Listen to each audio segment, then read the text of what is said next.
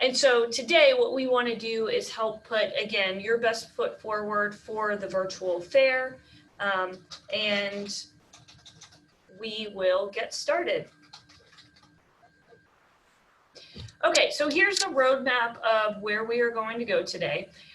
We're going to get ready with Handshake, we're going to get set with employers, and then we're going to go with tips for navigating the virtual fair. So let's just get right to it. Okay, so in this section, what we're going to talk about is the importance of building a strong resume. We're going to talk about completing your Handshake profile, as well as how to sign up for the virtual fair on October 14th. So first, to prepare for the fair, you definitely want to have an updated copy of your resume ready to provide to employers. So for those of you who may be unfamiliar with a resume, basically, a resume is a list of skills, experiences, or accomplishments that you can present to the employer with whom you're speaking about who you are as a candidate, what you have to offer, and what it would be like for them to bring you on their team. Now, typically for a traditional undergraduate student, we advise keeping your resume to one page. If you are a non-traditional student, in that maybe this is your second degree, or perhaps you took some time off and had some significant work experience, it's appropriate to have 2 pages. But for the most part, if you're coming straight from high school to undergrad, we advise having a 1-page resume. So picking your most important experiences and being clear and concise for the employer. The next piece of information that would be important to consider is tailoring the content of your resume to the position description that you're interested in. So let's say that you're really interested in working with Base Systems Incorporated, and you know that the kind of work that they do is centered around a particular industry that maybe has specific words that they use to describe their work. That those are words or vocabulary or language that you would want to use in your resume to help you stand out. The idea is that you want to connect the dots for the employer to show them that you have the skill set that they are looking for without them having to sort of read between the lines. Now, if you don't have a resume ready, or if you know that your resume needs a little bit of work, but you're not quite sure where to go with it, I strongly encourage you to make an appointment with Career Services to review your resume as soon as possible. We do have limited appointments this week because we're actually moving locations on campus. We'll be moving down to the ground floor of Raleigh Hall. However, we do have some appointments available, particularly towards the end of the week, and we will also have appointments available leading all the way up to the fair. Very quickly, this is how you make an appointment with Career Services. You will log on to your Handshake platform.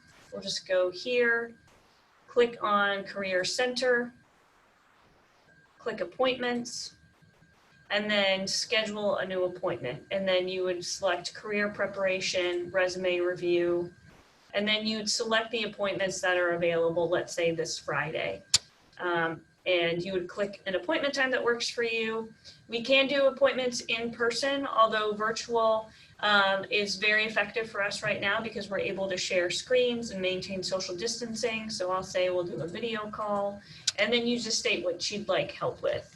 Help revising my resume, and then you just hit request and we'll approve it if it works for our schedule. And 9 times out of 10 we're able to do it, and we'll send some follow-up information regarding the appointment.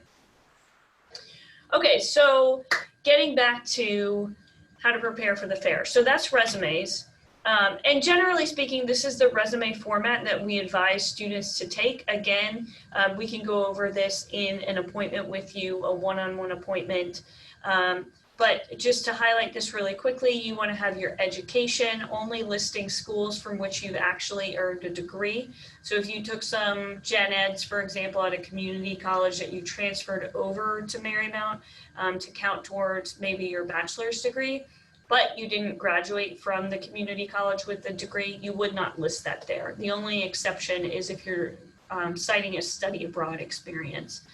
And then of course here you have your professional experience, which could be maybe a part-time job that you held at a restaurant or a cafe, or maybe you were a camp counselor, or maybe you hold an on-campus job here at Marymount. All of those are great things to put down for work experience, and then you can cite your activities, your volunteer work, and then even your skills, like technical skills such as software that you may be familiar with, or soft skills like strong communicator, hard worker, dedicated, things like that.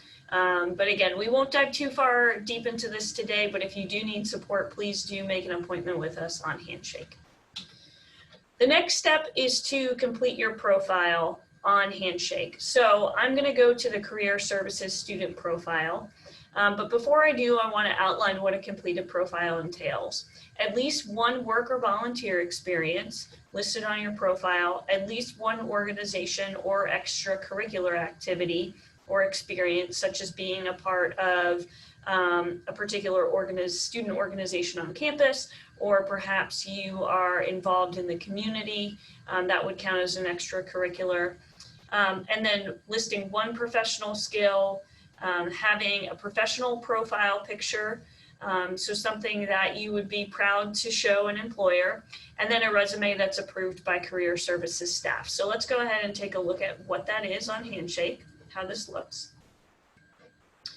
Okay, so the Career Services student test account, we are a business administration major. So the pieces of having a completed profile that I want to highlight, having a professional photo. Now, because this account represents a department, we have our departmental logo, but you would want to have some kind of nice headshot.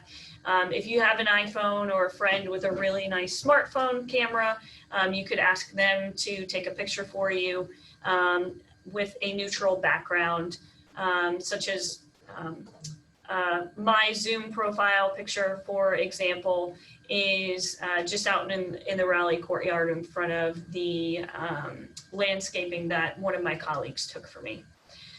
So here I've listed at least one work or volunteer experience. So I'm citing here, speaking as the test student, I'm a front desk receptionist at the Marymount University Career Services Center. Scrolling down here, I've listed my organization or extracurricular activity. So I was an orientation leader, so that would count as an extracurricular activity. I might also note that I'm a part of student government, that would count as well. I've listed a number of skills here, and Handshake will give you some suggestions for skills, but you can also type in your own skills. So you might say something like team player. There you go, it automatically adds to your skill set. And then as far as uploading an approved resume, you would scroll down here to manage documents and click on that. And then here I have my approved resume on file. If I wanted to upload a new document, I would simply click here, and then Career Services will review your resume, let you know if there's any changes that need to be made, and we'll do that through Handshake, or we'll give you a call if there are a number of changes to make. And then once your resume is looking good, after it's been reviewed by Career Services staff, we'll approve it and it will be ready for employers to view. So this is something that I recommend you start setting up even this week so that you can be ready to go for the fair. Okay, and then perhaps the most important step in preparing for the fair is signing up for it. So let's go again to Handshake. What you can do is navigate over to the events page, which you see here, or you can get to it from this toolbar here. Click on events, and you will probably have a number of events show up just like this, but you can use our filters here to look specifically for a career fair. So I'll just click that filter. Automatically, the Fall 2020 Semi-Annual Career Fair pops up, so I'll click on that. And then just on the right here, you have a button to register, very easy. So that's it, I've registered. It was simply one click of a button. And so my next step is to sign up for group and one-on-one sessions that I'm interested in. And what I can do here is I can view the employer sessions that are available. So as a note, Employers will be filling up or setting up their sessions from now until right up to the career fair. So if you don't see an employer, if you're interested in meeting with an employer but they don't have sessions signed up yet, just check back later. But for me, I'm interested in graduate school here at Marymount, so I will click one of the group sessions. I'm reading through this, a little bit about the university here. I see what kind of jobs or opportunities they're providing. And so I've decided I want to do this group session. So I just confirm, and now it's been added to my list of sessions here. So the nice thing about these sessions is that you have a little bit of opportunity to engage with employers in a group setting. And group sessions are approximately 30 minutes, or in a one-on-one setting. And one-on-one sessions are approximately 10 minutes. So again, going back to sessions, I've gone back to available sessions. I'd really like to speak with John Mark Marshall Bank in the event that I decide not to go to graduate school, so I'll click on this. I see that they have a time available at 1 p.m. That works for my schedule, and then I confirm, and now I'm signed up for that. And so again, my sessions show up here on my sidebar, or I can click directly here to see my sessions. Now, let's say I decide, you know what, John Marshall Bank, I read a little bit about it, I'm not really interested in it. What you can do is you can click on the session. So let's do this, and then you can cancel your reservation. So I'm gonna go ahead and do that, cancel session. Now, if you know that you're not gonna show up to a session, please do cancel, just because that spot will be freed up for someone else to speak with the employer. The other thing I wanted to mention is that sessions can be held by video, audio, or even group chat, sorry, not group chat, but just chat through the Handshake platform. So it's really up to you and the employer. And the last piece I want to mention here is the importance of setting up your profile privacy setting to either employer setting or community. So we'll click on this and I'll show you what this looks like. So this is my privacy setting. So I got here by clicking on my little profile icon here, going to settings and privacy. I just scroll down here and my privacy setting is set to community, which means that my profile is visible to employers, students, and alumni across the Handshake platform. Even schools across the US that have Handshake, they would be able to see me with this profile setting. Now, if I only want employers to see me, I can click this. However, if you're interested in participating in a group session, you will need to have your privacy settings set to community. But if you're only doing one-on-one sessions and you don't want to set your profile to community, you can participate in a one-on-one session with your employer privacy setting. So again, we'll select community and then save update. Okay, so that's sort of a high-level view of how you register for the fair, how you use Handshake, and how you prepare. Now, let's talk about doing your homework. So researching employers, interviewing employers, and then crafting your elevator pitch. So the first thing to do is to do your homework. So research your employers. I encourage you to use the Handshake platform as a resource to learn more about the employer that you're interested in speaking with, but then also taking a look at the employer's website. So let's go back to Handshake really quickly, specifically to the virtual fair. Right, we'll just get back to it this way.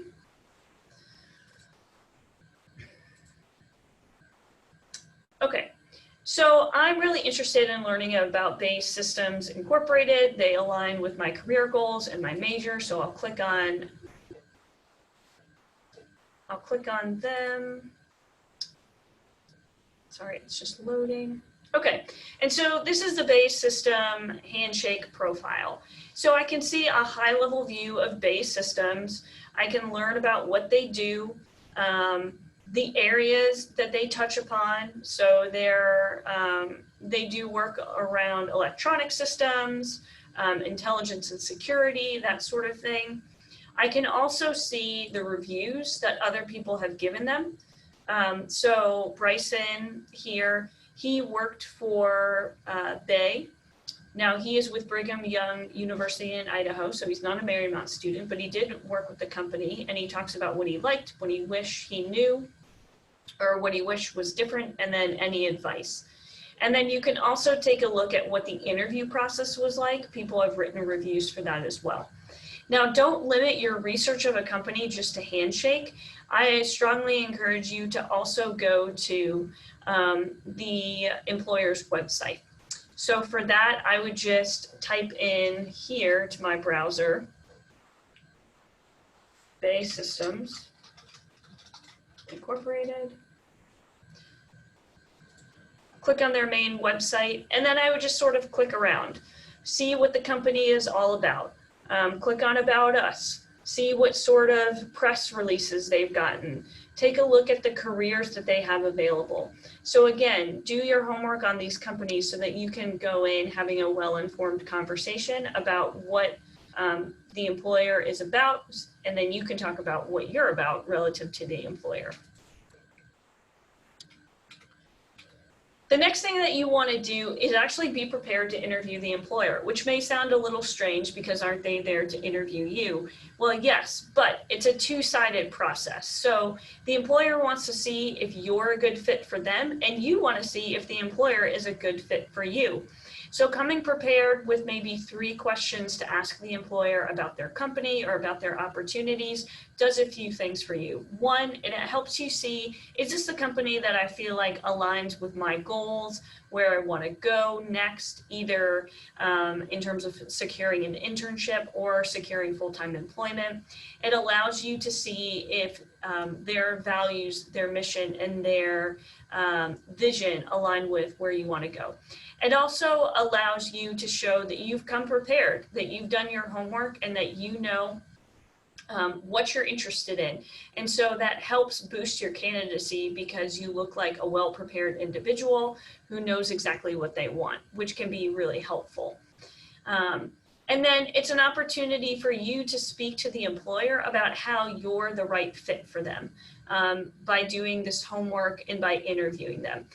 You might ask them, what are you looking for in a candidate? And they could say something, we're looking for someone who's hardworking, has technical skills, works well with other people. And then you can say, well, I'm so glad you shared that. I actually have really strong technical skills in this software program, and I'd be really excited to use those skills at your company. So you see, you asked for information, they provided it, and then you use that information to share with them why you are the best candidate for whatever position they're recruiting for. And then when to ask questions, it depends on sort of the rhythm of the conversation. Informal interviews, which this won't necessarily be a formal interview. This is more just kind of exploring options. So having casual conversations, casual professional conversations with employers.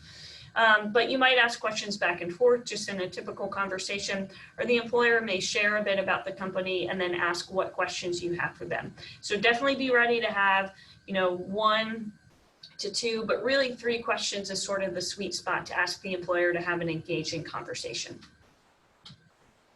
Okay, and the next thing to do is to have your elevator pitch ready. And as a shameless plug, we are actually doing a full workshop on this next week, how to craft your elevator pitch. So it will be from 4 to 5 on Zoom. So be on the lookout for information about that on TV screens across campus, on MU Engage, and in the BARC. So this is just a taste of what we're going to dive into next week. But basically, an elevator pitch is a very quick professional summary of who you are. It's a great response to the question, tell us about yourself. So in an elevator pitch, you'll of course share your name, your major, what kind of skills and experiences you possess that make you a strong candidate, and then what kind of position or opportunity you're interested in. Is it an internship? Is it full-time work, part-time work? This is your opportunity to, in a very clear and succinct way, share with an employer who you are, what you can offer, and what you're looking for. And the reason they call it an elevator pitch, as I'm sure you guessed, is that it's a pitch you can give in a very brief period of time, even as short as an elevator ride where you only really have 30 seconds. So here is an example of an elevator pitch. So I'm Ray, and I am a senior at UT Austin. I'm studying finance and spent last summer as an analyst for Goldman Sachs, where I focused mainly on comparative financial performance analysis. Now that I'm graduating in June, I'm hoping to find a full-time role as an investment banking analyst. So you see what this student did here. They broke down their name, they stated who they are, they're a rising senior at UT Austin, what they were studying, and then what they did over the summer that makes them interesting and appealing to the employer. What's a piece of information that you could offer to an employer that would pique their attention about your candidacy? So in the case of Ray, he actually spent the summer as an analyst for Goldman Sachs, which could be information of note for the employer. And now that he's graduating, he's hoping to find a full-time role as an investment banking analyst. So you see, it's short and sweet, short enough to say in the length of an elevator ride. Okay, and then lastly, we've got best practices for virtual interviewing, dressing for success, and next steps after the fair. So you have gotten ready, you've done your handshake preparation, you've got your resume ready, your profile completed, you've signed up for the fair, signed up for one-on-one sessions, and signed up for maybe a group session or two. You've researched your employers with whom you want to speak. You've come up with some questions for them about their company, who they're looking for, what kind of candidate they value, what it's like to work within their company, what's the culture like, that sort of thing. Now it's time to go. It's time to show up and put your best foot forward. So we're going to watch a brief video really quickly about some best practices for video interviewing.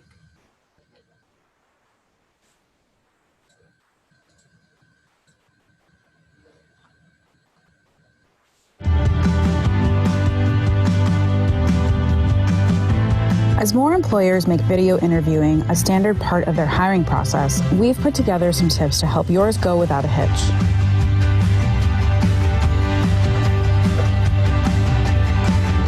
Your interview may not be happening in person, but you still have to prepare. Research the company, practice answering some common interview questions, and have a few questions of your own for your interviewer.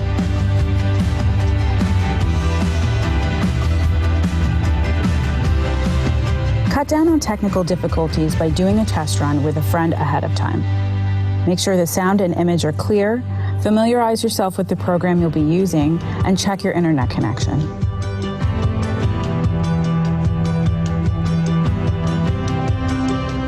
Create a good impression with video framing. Set up in front of a neutral background like a plain wall or an uncluttered room. Sit facing your light source. Natural light is best.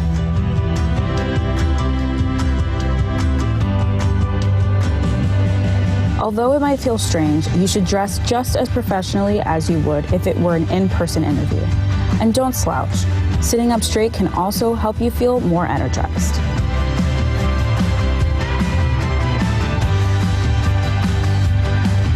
Open the program you're using a few minutes early to give yourself time to relax and check your shot. When you meet your interviewer, it's okay to say if you're not familiar with video interviews. Acknowledging how things are different helps break the ice.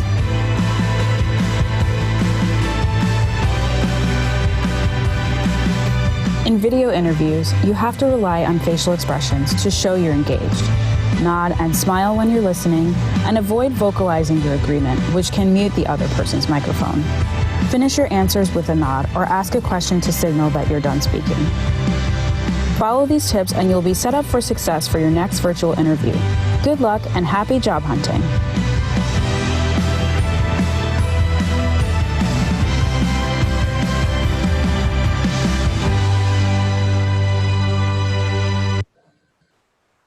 Awesome. So those are some well-known tips for video interviewing.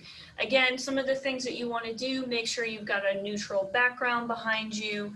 Make sure that you have a quiet space to do your interview. So if you're living with other people, maybe share with them, hey, from 1 to 2 on October 14th, I'll be participating in the career fair. So if we can make sure that we keep noise levels down, that would be great. Make sure you're dressing for success. So even though you're not physically going to the career fair like you would in perhaps another moment in time, you definitely want to still dress the part. So dressing for success, even though the employer won't see all of you, they'll still see you from the waist up. And then of course, you know, it may feel awkward to do a video interview. We're so used to talking to people face to face. Well, so my recommendation is look at the camera, because when you look at the camera, it looks like you're making eye contact with the person with whom you're speaking. Also, take a minute and just sort of glance down at the screen to read body language, that sort of thing if you're doing a video call. But again, you really want to continue to stay engaged by looking at the camera, putting your best foot forward, and acknowledging that this is a new space for everybody. And so it's normal to have some nerves about it. So here's just a quick infographic about what business professional attire looks like and business casual attire. What I recommend doing is dressing business professional. That's sort of a safe way to go. In general, when you're interviewing for a job, you want to dress one notch above what their typical dress code is within the work environment. So let me give you an example. Here in career services, we dress business casual. However, when I interviewed for my current position, I dressed business professional.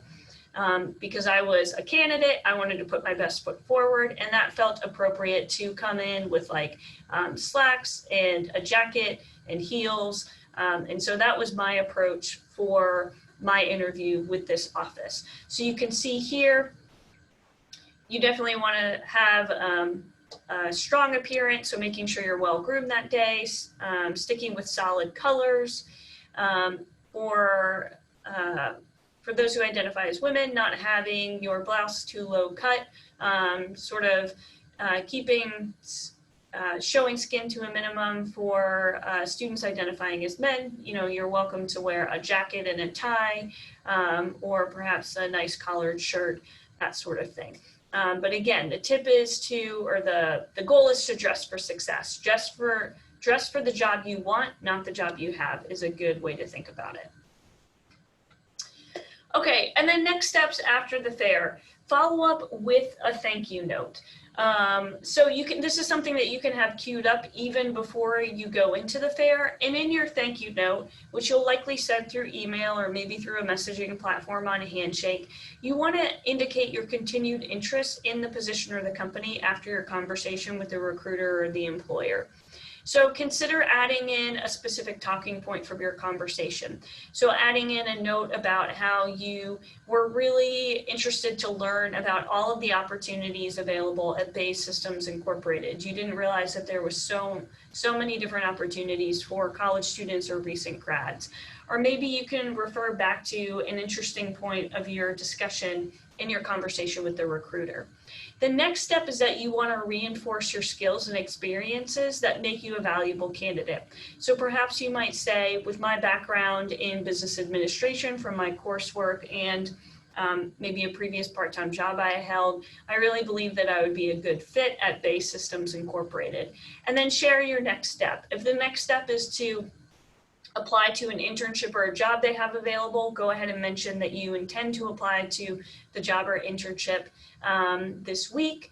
Or perhaps if the recruiter referred you to speak with someone directly, if maybe there was a particular area that the recruiter thought you might be a good fit for and gave you a point of contact, you can let the recruiter know that you'll be following up with that person.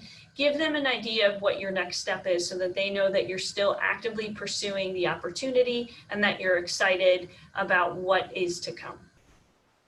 So with that, here are just all the references, which I'm happy to provide to people. But I want to open it up to questions for anyone who is interested in learning more about the fair, or how to prepare for the fair, we are happy to provide that information for you. You're welcome to unmute yourself or just put it in the chat. So I'll just give folks a couple of moments.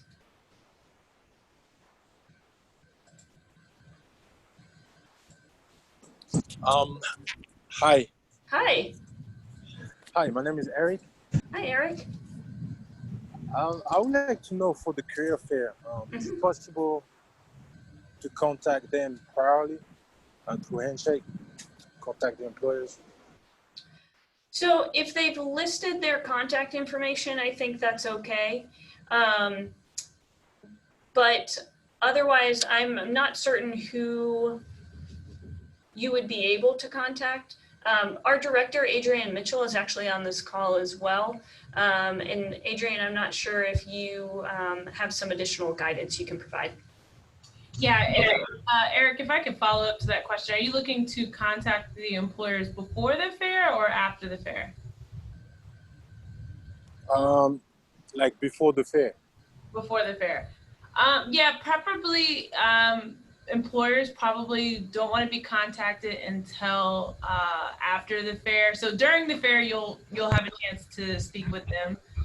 You're going to actually schedule a time to meet with them, or actually they're going to have a schedule of different times, and you'll just pick a time that works for you so you can do a one-on-one with them. And then after the fair, you can follow up with them. But before the fair, it's probably best to just wait. Is there something that you wanted to follow up, just to say, just to introduce yourself, or what was kind of your reasoning to do it before the fair?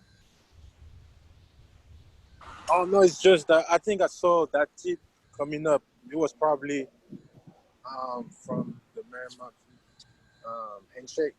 But I'm not sure if it was exactly there, but it was just tips for tips for career fairs. Okay. So that's why I feel free to ask, but it's fine if it's after. Okay. Yep. Yeah, definitely ask. I would ask during your time with them, just kind of reach out and ask about their email or phone number so that you can send them a thank you. Thanks, Eric. Any other questions we can answer? Oh, of course. Any other questions we can answer for you all?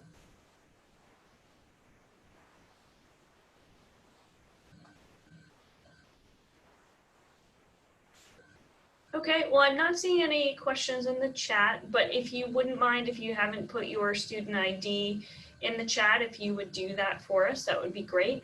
Also, I want to let you know that registration for the career fair will be going live this week. So we'll be sending out a communication regarding how to sign up for the fair.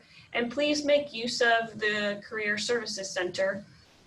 We're here to assist you with resume reviews, cover letters, how to navigate interviewing on a virtual platform. We would be more than happy to help. And as I said, by the end of the week, we will be located in the Raleigh ground floor area, currently where the Student Academic Hub is. So if there are no other questions, and you haven't put if you have put your student ID into the chat, thank you so much for being here, and we look forward to seeing you on October 14th. Take care.